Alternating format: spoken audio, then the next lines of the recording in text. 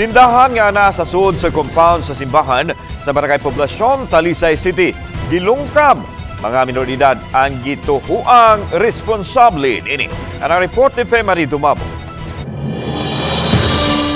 Pasado las 5 ganihang buntag, kini nang misugat sa pananaw sa tag-iya sa tindahan. Kining parte sa barbed wire sa koral palibot sa simbahan, naputol-putol na.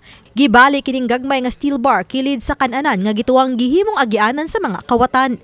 Wala na ang kandado nga usa, kung man nagtupad na ang kandado ang martilyo, muragi ko na lang angat na lang ang ubos bang bawbaw nga kandado nakalakpa. Mo na nga makayong ko gamay nga tawang nakasulod. Ay, andiri po, sir.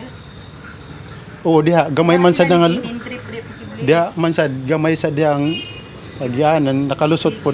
Basta gagmay niya kuhan kayo, bisa nga niyang kanang Ang toast, pinakadako nga kuhan niya. gamay. Gamay kayo. So, posibleng minoridad. Mga batan-on, oo. Sa sulod sa tindahan, giguba kining tulo ka mga padlak sa pultahan nga padong sa gibutangan sa mga tinda nga sari-sari. Nagpasad na ang mga gamit. Giguba na ang alkansya, gipugos pagbukas ang pipila ka mga box nga gisudlan sa halin. Gikawat usabang uban sa mga paninda nga chichirya, mga duwaan nga tarak-tarak ug uban pa. Nanginom pa og juice. Hinungdan nga dako ang ilang pagduda nga mga batanon o mga minor de edad ang nanglungkab. Mobalor sa 20,000 pesos ang gibadaba nang nawala nga mga tinda og cash.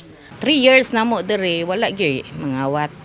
Unya nasad mi mga tinigom katong gisud sa baboy kay maglain man gud mi mag-allocate mi ba kanang sa halin para nami mga tinigom.